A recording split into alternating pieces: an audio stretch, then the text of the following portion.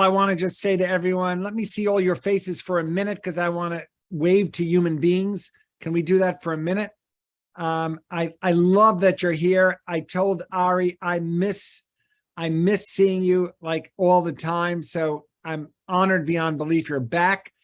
I'm giving you a prayer that you all should be healthy and happy and do great things with your lives. We have so many shows to see today. It's impossible to get everything done, but I'm going to try very, very hard. So I want to start by saying right now, the art world is again wide open, and there are so many good exhibitions that it's always hard for me to pick what I like best, but I'm doing four different, I'm doing this lecture 4 different times. I'm doing it once in person, which will be tomorrow. I did it already, one on Friday, one today, and then 2 on Thursday, because I'm now, people are really wanting to see exhibitions again, and I do some online. I mean, some in person. I have to admit that I now like doing online more than in person. And Sophie, I'm so curious to hear what you think as an educator, because I now prepare my lectures if they're online. And what do I mean by that? We're going to start with Mary Heilman, who's a good friend of mine. She taught at SVA for over 25 years. We did critiques together for 10 years. But when you hear, I can show you her work and show you a video, I think you learn much more. The only thing that you don't get from online, which I'm sad about, is texture and surface, but I will try and work that through. So I have a big list of shows. We might not get to everything, and don't be annoyed at me, but I will have Sophia send you the entire list, even if we don't get to everything, so you don't feel like you didn't get my full energy. All right. Ask me questions. I'm not shy. I don't mind. So let's get started. We're starting with the video of Mary Heilman, who now is in her mid-80s. I can't hear you. And Toby, are you going to show the video? Oh, no, I thought you, I never do nothing. I thought you have it. Oh my God. I didn't receive any of the information.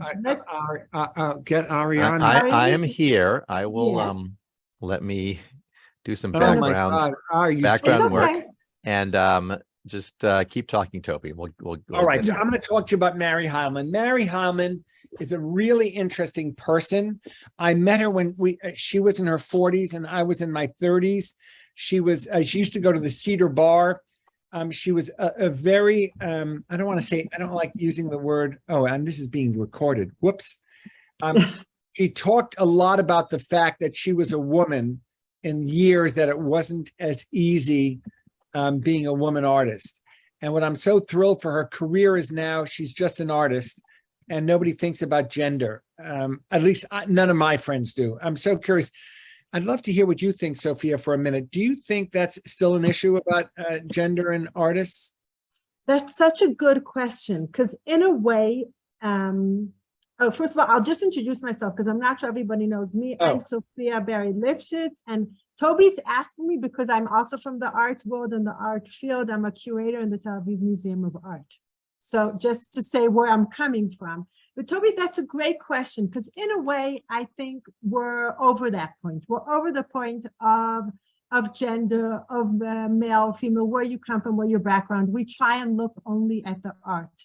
But on the other hand, I want to say that visiting recent exhibitions in many museums, the focus is on ethnicity. Yes, you are so right. It's on, let's say, African-American or people who come from, I just went now to the Denver Art Museum. I'm located in Denver, and they had a whole exhibition about contemporary artists from South America.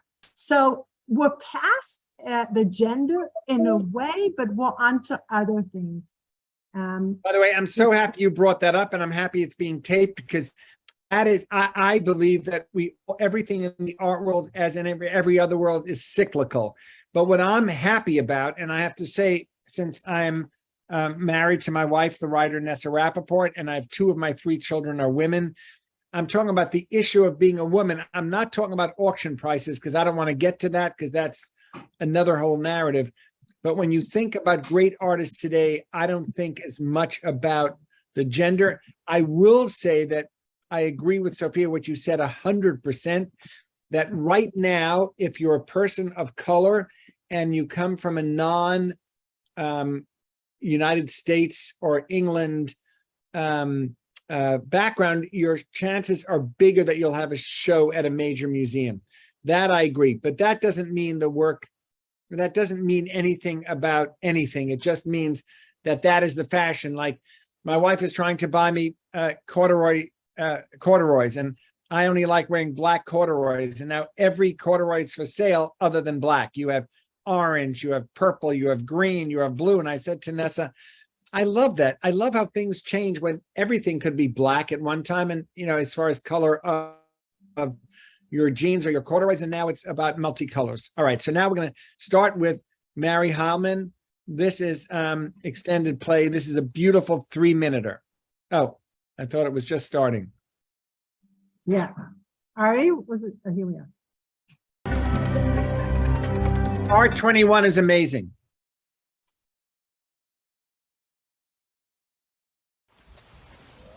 Don't fall in. Oh yeah, come back here. I wanted you to see the hippie dream shower.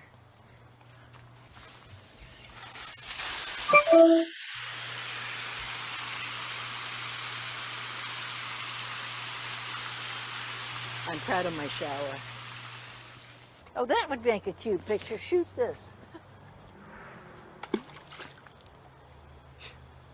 That's 12 years ago, by the way. This house was built right, I think, in the 20s, and it's one of these Sears Roebuck kit houses. And this is really pretty much exactly as it always has been. After I was here a couple of years, I built this studio, and that's when I really started working here.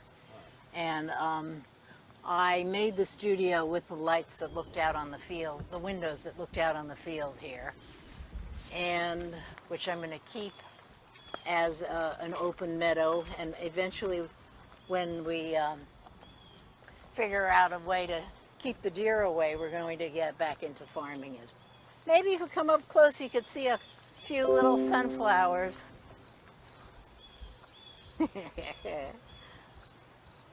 They were huge last year.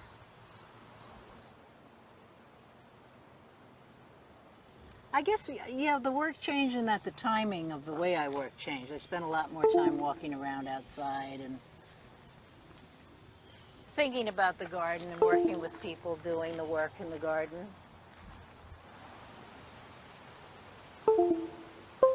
Feels more like pretty bright colors come into the landscape. Like I really love the color that it's just a regular barn red barn, but I really think it's so beautiful.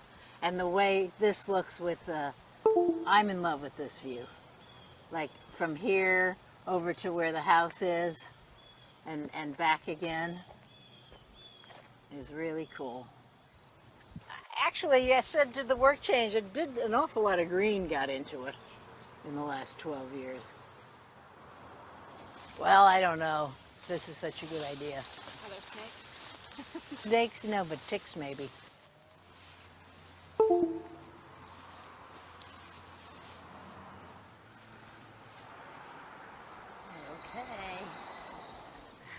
That was a heroic effort. Yeah, it was. That was nice. The end part was nice. When you came out inside, I liked that a lot. Oh, yeah. Okay, now we're going to see the work. Now, you're going to say to me, Toby, I like you very much, but why did you spend the first 3 minutes hearing an artist talking about where she lived and what she does? And that is exactly why I started with that. I want you to understand, because we're going to see some very political artists who Sophia talked about, that there's a lot going on now by artists of color who are doing work that is very much about their background and their ethnicity. And what I think she was talking about, and that's why I wanted to start today with Mary, is she's not talking about her younger career as this woman in an all-male crowd. She's talking about living in a studio and working in a studio where you go in the field. I don't know if you noticed that her blouse was orange, and the field and the greens. And now we're going to see the show, which I think is breathtaking. So this is the show that's on right now. It's called Daydream. And Ari, I don't know if hopefully you're there, because it'll show the images. Now there they are. Now, this show just opened in September. It's closing on the 29th. You can see it's very small scale. It's acrylic on wood and canvas. And I hope you understand now why I showed you. You press the arrow on and we'll go from image to image. And now you understand what she's thinking about. You saw the field, you saw her house, you saw her pool. Do you understand what she's doing? She's an abstract artist, but her work is always based on things that she sees. These are also quite small. I just love that. That is a glazed ceramic piece. She's very well known for doing furniture. She had a big show 2 or 3 years ago at the new museum, and they showed her furniture as well. Now, the reason I love these so much is they're very intimate. Many artists, as they get older, get much larger, and she's going in the opposite direction. These are 24 inches by 24. It has not been reviewed in the papers yet, but I think it's going to get a rave review. Let's go to the next. Now, when you look at it, you'll say to me, does that look like blood dripping? You know, what does that make you feel like? Do you think about Halloween? I showed this to my students last week, and they thought this was perfect for pre-Halloween, but she did this in 2018. I don't know when during the year it was. I think one of the reasons she started working so little during COVID, she was not going out that much. Let's go to the next.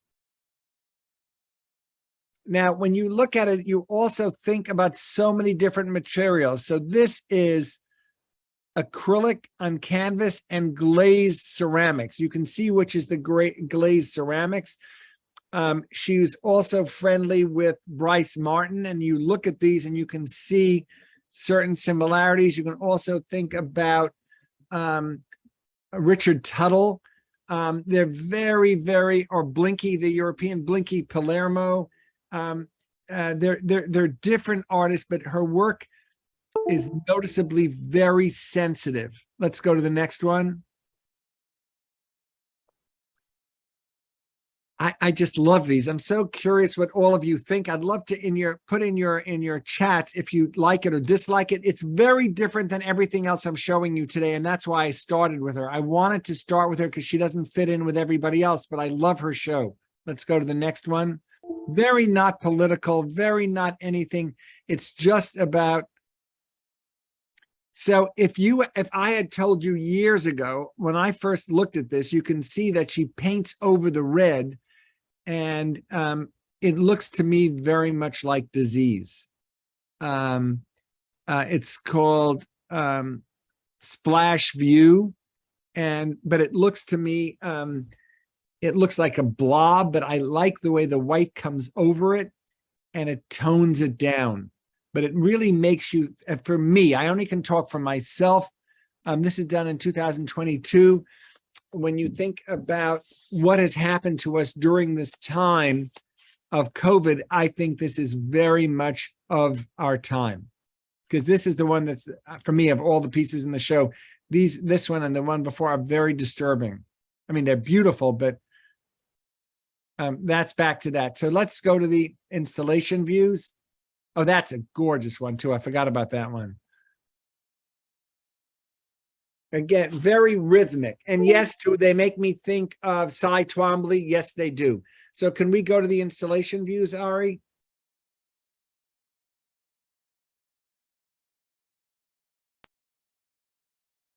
Now you can see the scale and you'll see her furniture. I wanted you to see the furniture as well. So you see how small they are? She plays also with the alphabet. And the other thing that she does that I love, she hangs them on different places on the wall. I would like to hear from somebody in the group how you feel the furniture works together with the paintings. What are you thinking? Do you think it's very joyful? You know, what do you feel from it? I'd love to know. Yeah, I love this wall too. You see that what she talked about greens when she talked about, it's really her environment in the Hamptons, and that's where she's painting a lot of the work now. And these chairs, they would look great. And she knew Donald Judd. You look at those two chairs.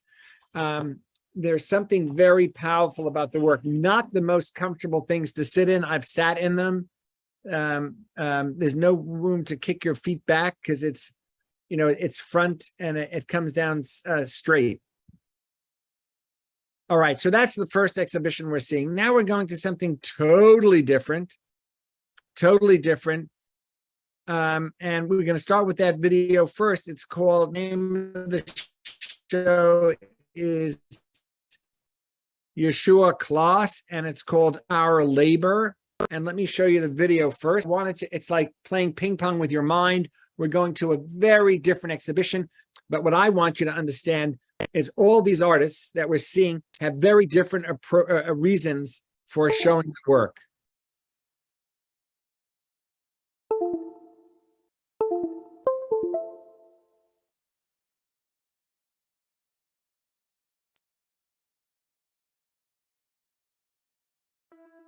There's no way to hide being black in America. One has to, at some point, contend with and deal with social injustice and violence towards one's own body.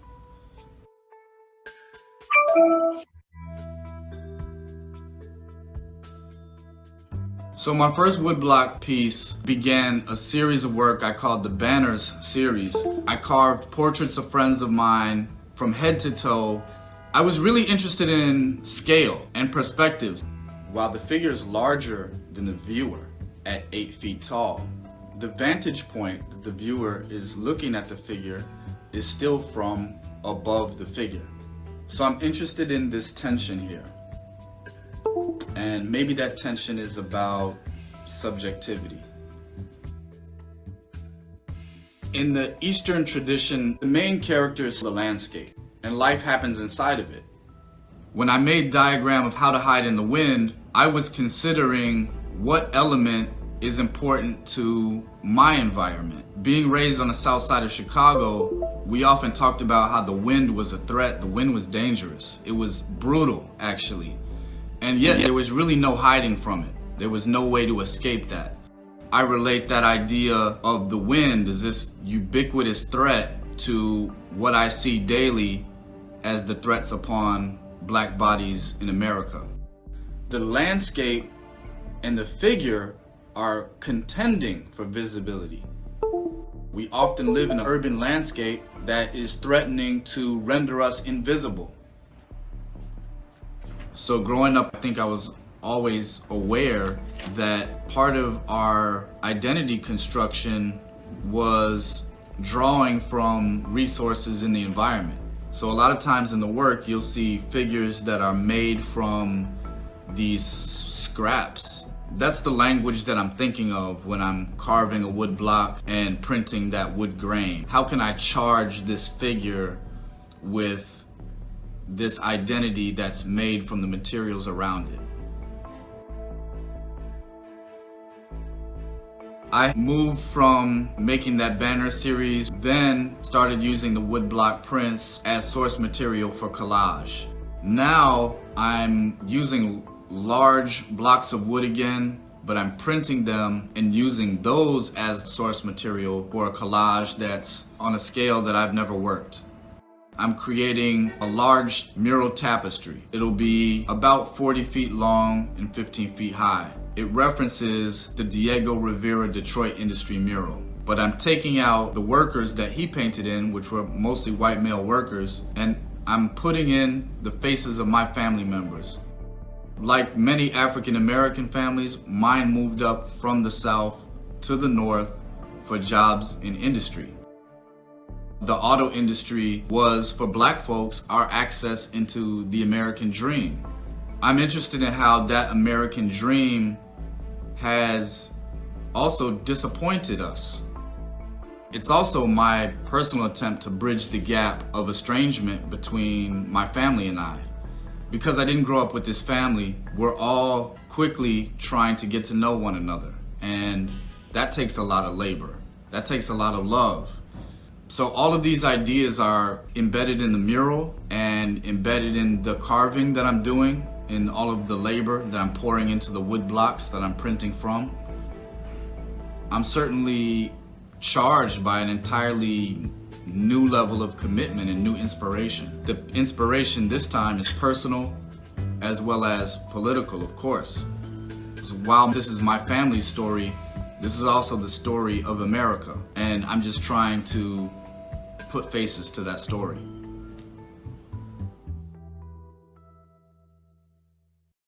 Okay. So now I hope you realize why I showed you these two. By the way, that bleeping is not me. I don't know what that is. My phone isn't on, and I don't know why that keeps happening. I tried everything, but it's not me. But I hope you, I love doing these classes, but I hope you understand why I showed these two as the first two. Totally different, both amazing artists, very different skills, and very different reasons for making art. I hope you understand that. And that's really important to me. So let's see the show now. I'm watching my time, and we're going to have to cut out some of the artists, but I'm going to get some of them for you that I love. It's okay. Ari said that we have the 60 minutes and then another 10 minutes. So Oh, good. You're very nice to me. I use every second of my time. So look at these. Look at the way they're made. I just love the production of them. And also, this is one of the gallery. I love it. I mean, do you see what he's doing now? Wait, I want to hear. I don't want to talk so much. I want you to experience it. Now, this is a gallery that does their website like this, so nobody has to move anything. They want you to see everything, so it's on a loop. I like it, but I don't like it because it doesn't give me enough time to talk. But they don't really want to. This is, I'm sorry to say, but I'm going to say it anyway. This is really made for people who want to purchase the work, meaning you can go through everything. You can watch it 2 or 3 times. You see it's already finished everything. I would never have shown it this quickly, but I have a question, Toby. Have you seen the works in life? Where is Yes. this now? Yes. So It's tell on us about their 22nd experience, Street. because I think they have a lot of presents probably. They have a lot of presents. You can see woodblock prints, and then there's graphite and archive paper. So there's a lot happening. And what I like, you see everything's written on there, but it's written, you see right over there, it says pencil, uses every way it's worked. So you walk into the gallery. I think there's a way to see it in there it is. There we go. There we go. So there are some of the individual pieces. He was just in Bomb magazine. He was just in the New York Times. He was in the Brooklyn Rail. He's getting so much attention now. It's absolutely frightening. I happen to love the work. Now there's a great way to see it. So here it says here, woodblock print on muslin and oil-based relief block black ink on drop cloth mounted on canvas. This one is huge. And you walk into the gallery, you feel like you're blown away. Now, what is so interesting about this, I'm going to say, but I'd love to hear you talk back with me as I do with my students at university. He's flattening down the surface. It's a very flat surface. So you feel you're going into somebody's mind. It's a very different experience. In a way, it's very much like, I'm going to try and think, it's very different than Diego Rivera, who he said he was thinking about, because there it's much more pictorial space. This is really like, looking at as if your eyes and mind are going back and forth to different things. It's a different experience. I find him brilliant, but he's not always that easy to look at. I don't find the work, like that piece is so beautiful. I'll put that, I'll tell you what I'd love to hang. That, oh my God, I love. That feels much more like art history. Do you understand what I mean by art history? I hope you do. Like you think about the labor of each individual artist. Now, the gallery has 2 very different shows up. We're going to see the other show in a bit, but it's thinking about the person making things happen. Now, I would love to see this next to an Alice Neal. I'd love to see this next to an Alex Katz, because they're both working on, very different, but you're feeling that experience of labor. What does it mean to be a working person? Also, it's very beautiful, but very sad at the same time. These faces are, you see the pain in them, and you see the history in them. Anyway, I'm so curious. I'm trying to see your chats and see if there's anything that you want to say, or we're going to go to the next exhibition.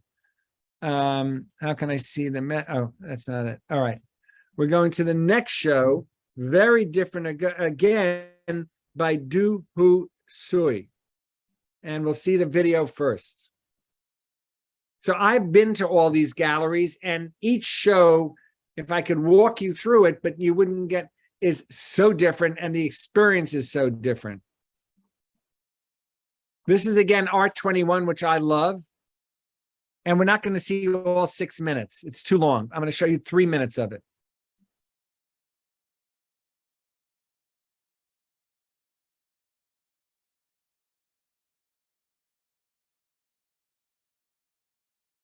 And you'll see a very different approach to making art.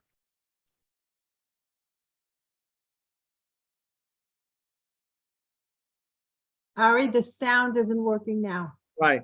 And Sophia, do you know his work? I haven't heard of this guy, no. Oh, he's brilliant, brilliant. And you'll see what he's doing. Ari, we want to see the rest of the video. Is it possible? Anywhere else in New York City, this is the first and the last place.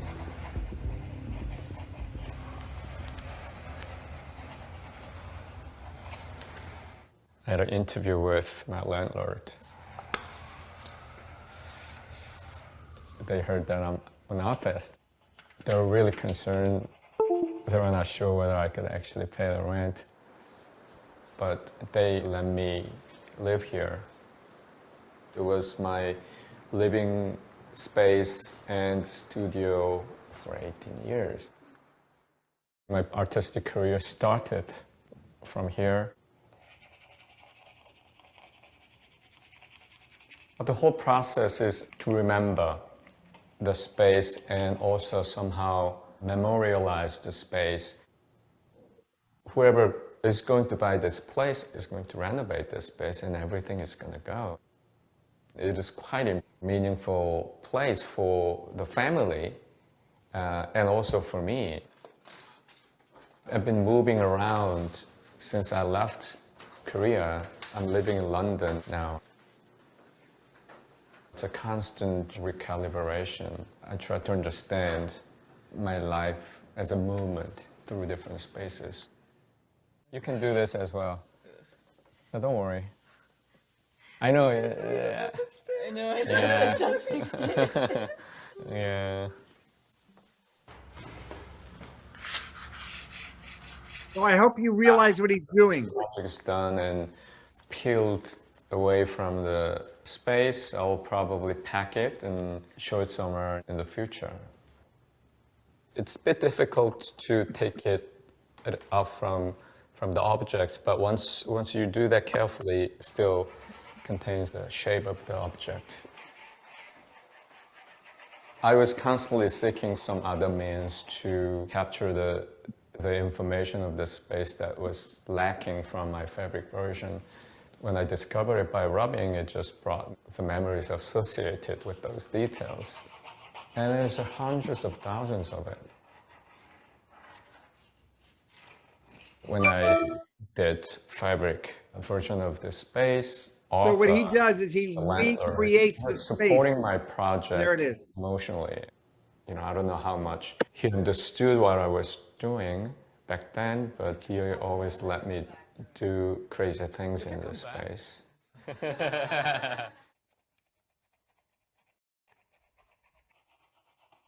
If I write rubbing in Korean, people could read it as a loving. I love that Harold in the purple crayon. That's great. In Korean alphabet. I think the gesture of rubbing is a very loving gesture.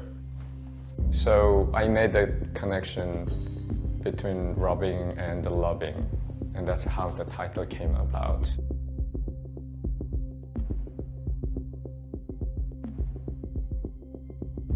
my When you energy. see it in a gallery, it's Accumulated. unbelievable. And in a way, I think my rubbing shows that. The darker area doorknobs and locks, that's the objects that you touch every time. And just imagine how many times that I actually flipped that light switch when I was living in here for 18 years. I'm trying to show that layers of time. From the distance. Okay, we're gonna stop here because I'm watching my clock and I don't want to go too far, but you now understand what his work is about. And I wanted you to show you right now 3 very, very different artists, all talking to you about remembering things, but from a very different vantage point. And that to me was what's so important since we're starting a new group. I'm dying to hear, Sophia, what do you think of her work? I've loved his work. I've loved his work for years. Do you I find think it's fantastic. In the beginning, I was a bit hesitant because it looked like other things that I've seen, you know, Rachel White, you know, it's right? something I love that you Rachel see. Whiteread's one of my favorite artists, but it's Yeah, very but different than her. Yeah, but on the other hand, I think the end experience that you have, which I haven't had, but you've had in a gallery, it's probably pretty fantastic. I think when I look at him, and I want people to write down all these names because these are all great artists, I think it's very much like Robert Irwin. Yeah. So now look what this show is about now. So I wanted you to see that show because the show that's on right now is so different and so riveting. I have to admit, I love this even more because now go back to the first piece, selected work of all those phones and all the light switches. That is what I would call compulsive, so crazy, but he's giving you memories of so many different things. And I love them all as one wall installation, very different than the other piece. And the idea of hands and movement and being and not being, what does it mean? What does it mean to think about, go to the installation views. You're going to, I love the installation views. Right below selected works.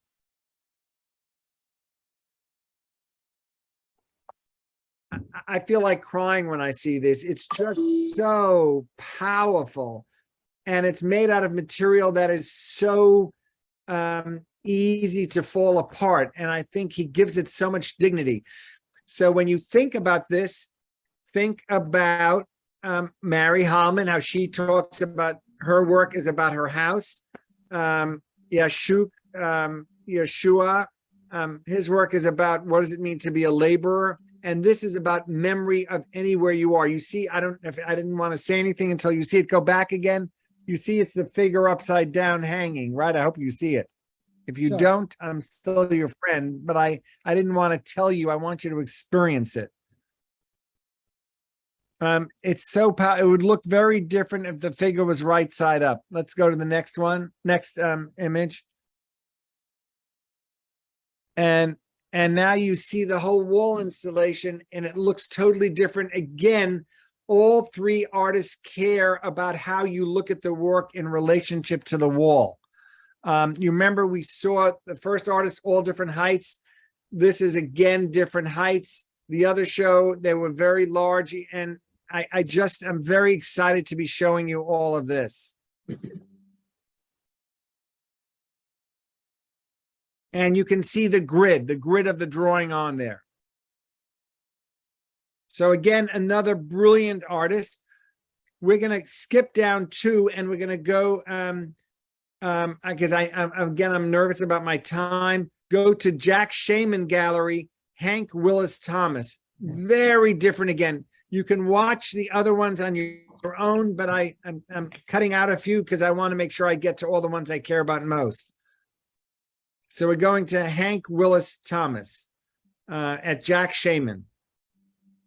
Everything we see hides another thing. Now, this is going to blow you out of the water because you have no idea what you're seeing. So let's see the video first. I want you to, you know what? Maybe I'm going to do it different. Oh no, I'm going to do it this way. I want you to look at it, but I want you to learn as you're looking. So let's see the video because he'll explain something to you so you'll understand how his mind works. I hope you're enjoying these very different artists. Oh, it's not Jet magazines. It's buttons. But here's the Jet magazines that I used to do the original unbranded series.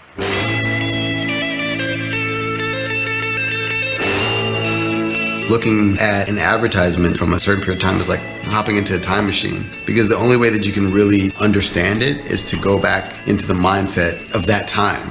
Here's Maya Rudolph. Her father, Dick Rudolph, was married to Minnie Riperton, a famous African-American. Interracial marriage wasn't even legal in a lot of United States when this picture was taken.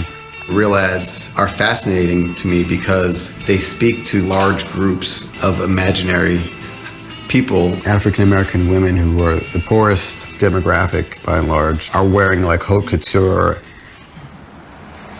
Advertising plays a huge role in our notion of how we see ourselves and how we see other people. We say you can't judge a book by its cover, but then we go about training everyone to judge books by their covers, and advertising relies on prejudice. These kind of people care about these kinds of issues, so we will speak to them in this kind of way. I was doing a project called Branded where I was making images that look like ads, but making them as a commentary on the present moment and history. The way the Unbranded project started is I just thought by removing all the text and logos, you could see what's really being sold. This is one of the pictures from 1987. When I unbranded it, it starts to like be a little bit more curious about what's really for sale in this image. It's funny looking at the difference in the printing styles because I must have gotten it from a different 1987 magazine. As an African-American male, I was always conflicted with the monolithic images that society was creating. There's a lot of humor in there for me, particularly because it's like I have the crystal ball. I can look into the future of the people who made these ads. To me, that sometimes the text is as interesting, if not more, than the pictures. But as I said, it distracts you from what's really for sale. And then there's irony. What makes OJ run? all you do is just look around. Like that's what to me is like the amazing experience. Oh my God! Just like. So can you see what I see? No. Look at this. I feel it's important that we take responsibility in actually mining and looking at the images that our society is creating, so we can really get a broader perspective of our time. You see this one over here? Okay. Hold it up. Yeah, you can just. Wow.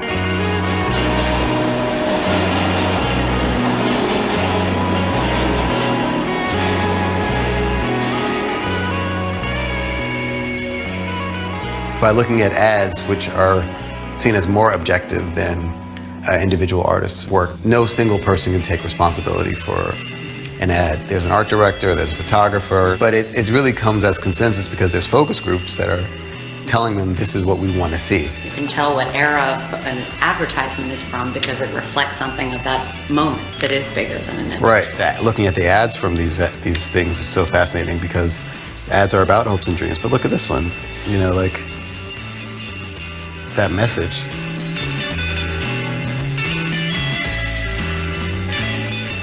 Okay, now we're going to see the exhibition, and I hope you enjoyed it. I'm praying that you understand what I was trying to do. Again, another totally different way of looking at what art can be. So when you see the show, when you walk into the show, if you'd walk in with me, you would be going, oh my God. Now let's look at it, because you first look at it and you think one thing, and then you look a little more, and then you go like, whoa, what is happening here? Let's go see the images. So let's look at the show first. You look at the flag, you look at, you look at everything, and you remember that you saw on the other one that you're going to see something else when you look at the work longer.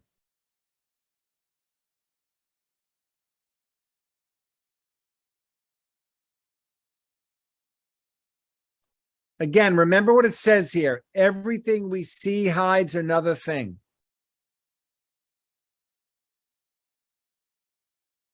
And look at that, look at that again. You'll say to yourself, oh, now you see the images. First, it looks very much like a Ellsworth Kelly, and then you see all the figures. Let's keep going.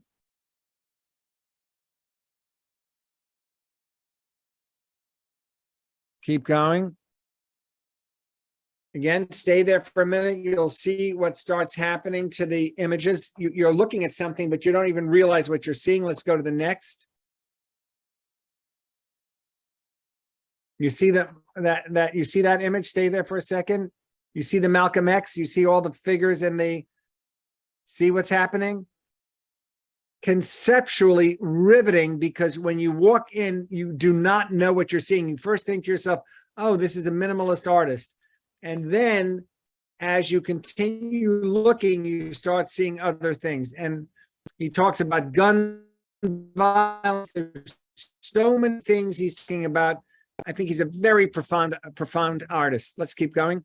And you see that peace sign again. You see in that wall piece over there. You see all the action that takes place. Now you'll say to me, why does he not just show the images the way you see it at the end? And I want to hear from you why. I know why, but I'd love to hear from you. Keep going down. I think there's another little video. Well, second, Toby, how do the images appear? I don't understand. Is it a LED screen? How do they appear? I'm going to tell you. Keep going down. It'll say it. I think it says it right in here. Everything we see is hidden. The thing you see it. Well, look at that kiss. I think there's another small video here. I'm not positive. Keep going down. Keep going. I love this image about a kiss, but isn't there a video at the very end again? I think there is.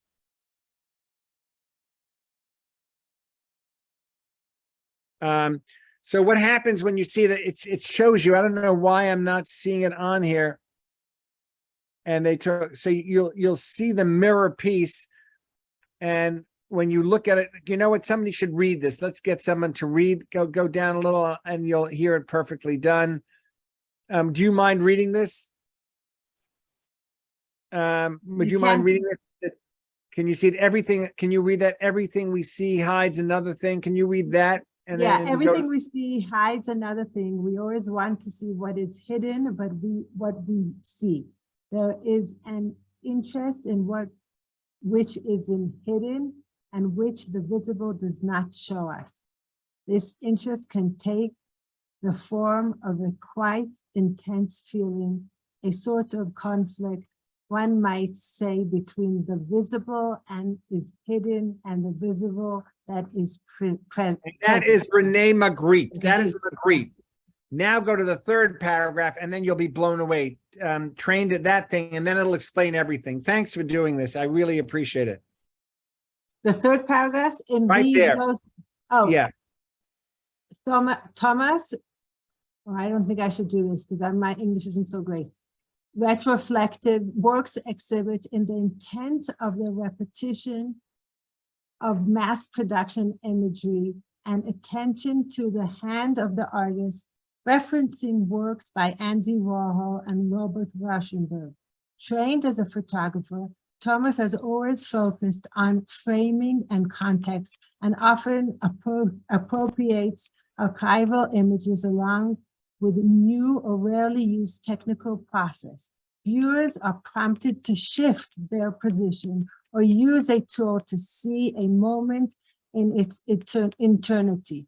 For instance, by achieving his retroflective work with a flash photograph, the viewer reveals a latent image, thereby stepping into the role of image maker. In both form and content, the work reveals multiple ways to look at given historical moment or subject. Mm-hmm. Perfect. Now, again, skip that next paragraph, go to the one afterwards, because you're going to hear about the stars. This America, that is such a powerful thing. If you can read that, as Thomas continues. As Thomas continues his internal exploration of what it means to be an American, he has begun to view nation state as creative collaborations and artists as the greatest problem solvers. The gesture-focused sculptures throughout the exhibition reference fleeting moments full of tension, ones in which we hold together while outside force try to pull us apart. In the Artist Punctum series, inspired by Roland Barthes' photographic theory on the punctum, which refers to the detail in an image that persists or stays with the viewer, Thomas uses sculpture to memorialize significant moments by isolating these gestures and investigating their ability to communicate ideas, but about individual and collective identity, ambition, preservation, unity, and community. Perfect. Thank you. My English. Yeah, you did great. Thank you, because I would lose my voice. Now, the piece that I love is the monument of Martin Luther King and Coretta Scott. I love that he takes things that we don't know and he makes you think of it that way. Now, the last thing you should read, which is the flags one, keep going down. There's one thing he writes about the flags, which I feel like crying as somebody who feels I'm very against gun violence. Keep going down.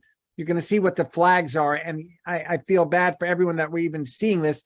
Keep going down. The flag. The flag. The flag. 1 minute further down. No. It says, yeah, there it is. The flag, star, falling stars, gun violence. That piece is so powerful. Okay. Gun violence in the United States. Go a little further up. That one section right there. Okay. Embroidered. Right From the there. beginning. In the line with the theme of memorialization, Thomas has continued his embroidered star flag series, Falling Stars. Each embroidered star presents a life lost by a gun violence in the United States, 14,916 in 2018. That's all you have to know. So I wanted you to see, when you look at the flag, I brought a group to the museum and they said, oh my God, that flag is so powerful. Tell me about it. And I said, no, you tell me about it. And when you look at the flag, you see all those fallen stars and you begin to realize all they're embroidered stars. Each person that dies is a world on its own. I think it would make such a powerful show. You know, I looked at it. I love that somebody said, oh my God, it is, oh my God. So I'm hoping you understand how I'm showing you everything today. Another very different show. And now I want to go to another artist that I don't want to miss because I love. We're going to Emily May Smith. And that's the one right below it, Ari. It's at Petzl Gallery.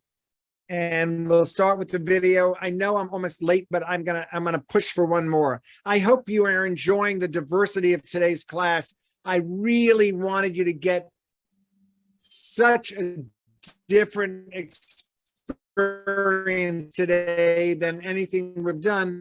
And I'm very lucky that there were 5 goes I had to knock down to 8, and now I've knocked down to 6. But let's look at that. And then I'd like the last few minutes, I want to hear feedback from you. What?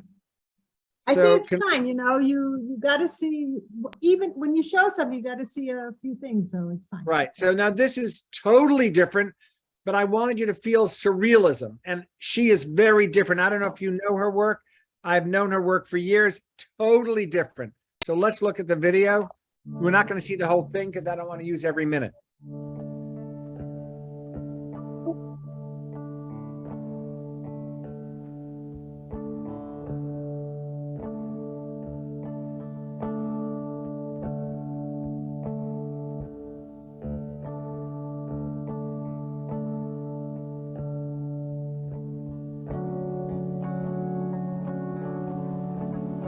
The title of the exhibition, Harvesters, is related to this figure that appears in my work, this broom brush-like avatar. In the past, I've talked about that as a gleaner, being one who goes through the field to sort of pick up the scraps after the harvest is complete, and also one who, you know, picks through the trash or the remnants or creates new out of what remains. And it's a condition that I think a painter sort of at the dawn of the 21st century is experiencing with sort of our historical baggage and our legacies, good and bad.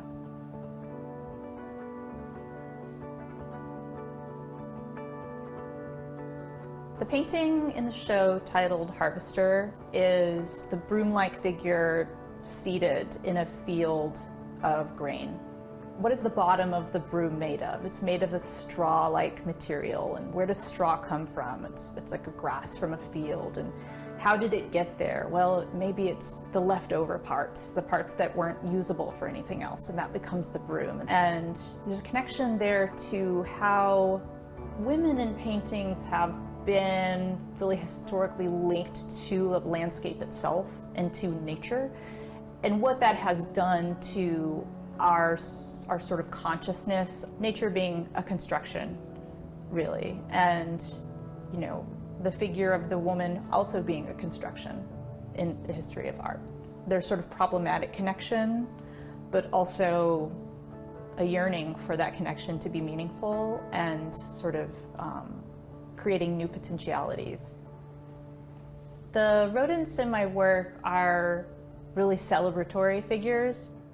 They are joyously engaged in the harvest and sort of reaping the reward of the harvest. And I'm attracted to these rodent figures because I relate to being called a pest, basically, as a woman, as a person from working class, as a role that I've constantly had to inhabit in my life, and I think a lot of people relate to that. And so this rodent is like a champion to me of almost like a sort of formerly marginalized and, you know, frowned upon figure who is luxuriating on the wheat field in the painting called Earthly Delight.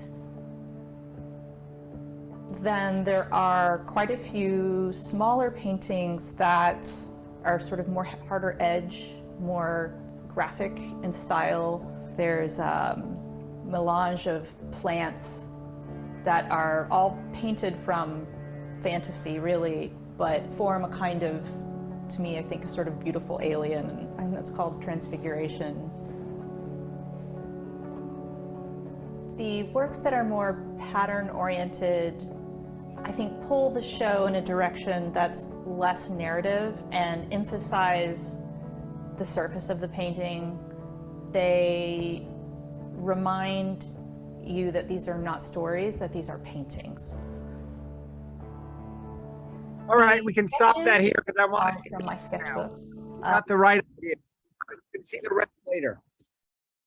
So now we're going to see the show. It's a beautiful show. And again, my big thing for today's lecture was how different people talk about their personality, their being, their everything, to give you an experience that's purely their own. And why I always tell my students to be, you do not copy any other artist. You find something in yourself that you want to share with everybody else. So let's see the show now. That's the last show we're seeing, but then I want to save a few minutes to talk. Ari, I want more time. Please give me more time. I'd love to, not even today, then the next one. I'd like to move it to a little more time. If the people can deal with so much. Look, You see the screen? yeah, I love it. Okay. Now look at these. I love these works, and it tells you so much. There's a real surreal quality to it. They're oil on linen. Yes, do I think she's looking at Vermeer and she's looking at art history, and she is, but there's something interesting. I love this piece. I love that piece. She's what I would call is a very smart artist. This is quite large. You feel like you're going to the opera. You know, I'd love to put this next to a Degas. I mean, I would love to curate her work with so many different artists. She has a real sense of humor. I love this one. This makes me think of Tom Wesselman. I don't know if you know his work. It looks very much like the pop artists. She's doing it as a woman from a woman's point of view, which I think is fascinating already. And again, look at her leopards and the rats going around. She's a conceptually very fascinating artist. This is my favorite piece in the show.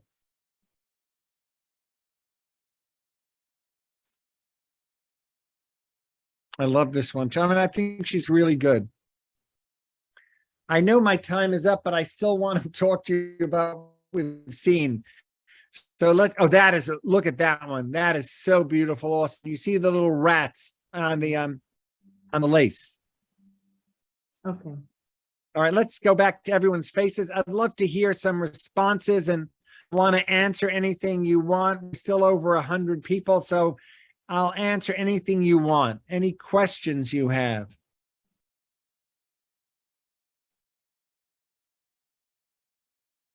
Anybody? I'd love to hear responses, or I'll keep talking.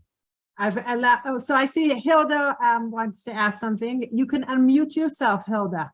Yes, I was looking at the two faces kissing each other. What was the secondary image that we couldn't see on the screen? So what's very fascinating, it's Martin Luther King kissing his wife, Coretta King Scott. And it's famous art piece where the two figures are kissing. But what they're doing so fascinatingly is he's bringing in another history. By the way, this is Ariel HaKohen. Ariel, I'm talking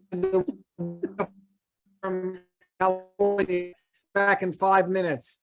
You're the best. Wonderful artist from England. Sorry, go ahead. Yeah, he thought the class was over by now. But yes, so not everything that he does is as literal as that. Sometimes it's something that you think you know through art history, but he's repurposing it. The reason I love the flag piece so much is you look at it and you think to yourself, with these slaves, with these countries that, you have no idea. And then you hear about gun violence and you go like, oh my God, those are fallen angels. And I think to myself so much about 9/11 memorial, and that each name had a piece. And I think of Yad Vashem, and I think for all those pieces, this is so powerful because there are no names. It's just so many fallen stars. So yeah, who else? Other people. I'm trying to answer. Rona, please unmute yourself. So I put in the chat the woman that was the upside down woman, and you said it was very fragile. What was that material? It's a type of very thin metal.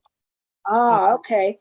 And all of the work is made like it's sometimes made out of paper and plastic. You're talking about the work that's all like erased. It works, but it's not. You have to be very careful with it.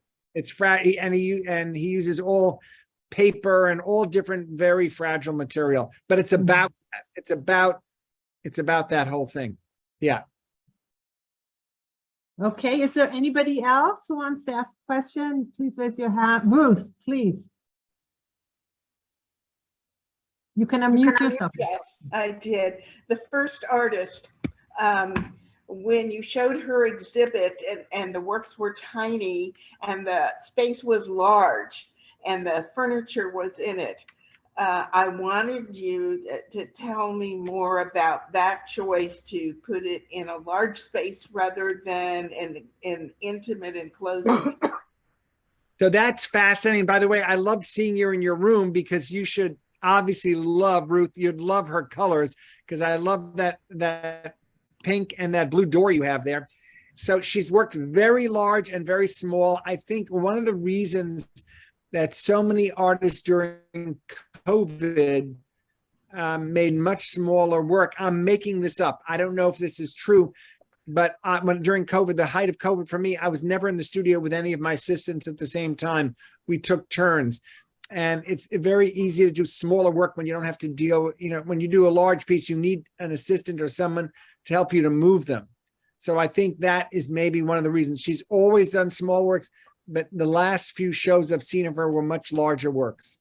But she likes thinking of herself as a conceptual artist, not only as a painting maker, but she's been making furniture and other objects for many, many years. But I was questioning the large display space. You're right, but that's the gallery that represents her. Okay, do you think that would have been her first choice, or do you think she would have preferred it in a more intimate space? Well, that's a very interesting question. When she had her show at the new museum, she gave a lot of room for her work. I would guess, I know her, but I didn't talk to her about this. I would guess she knew the space it was in and she didn't say no. But again, it gives this work much more grandeur. Okay, thank you. Thank you. Anybody else? Well, thank you all for being patient, and I know we're 4 minutes late. I want to say I thank you all for being here today. I hope you enjoyed it. I thoroughly enjoyed it. The next lecture I'm giving is with one of my best friends named Douglas Dreisboon. He's a really well-known art historian and curator. He was the curator emeritus of the Albright-Knox. He's now in charge of the catalog raisonné of Helen Frankenthaler. He's been at many museums over the years, and I'm going to ask him about what it feels like to curate. And I wanted to, hear things from a curator's point of view.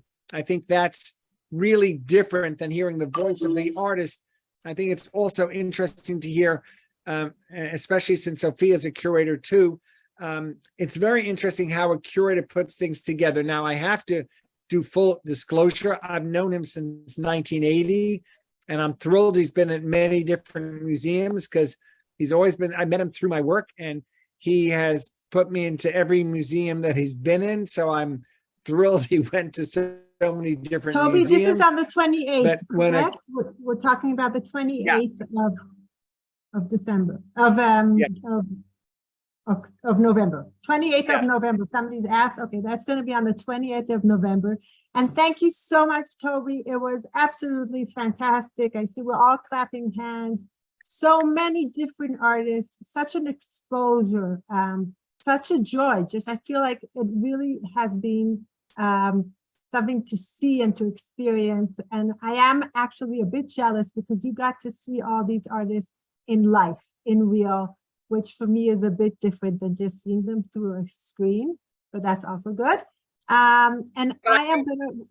I did you a favor because there's so many shows up in New York that are not that good. I only picked what I thought I'd be not honest to say we could have done 3 weeks in a row, but there are so many more than 3 weeks in a row galleries. There are like hundreds of galleries in New York. I'm sure. But thank you for making the selection, and thank you for being with us. And of course, we'll send you a follow-up email with the links and the movies, which you can explore by yourself. So, toda rabba, have a great day, great evening. See you all soon. Thank you all for being here. It means a lot to me that you show up. I can't tell you how thrilling it is for me. Have a great day.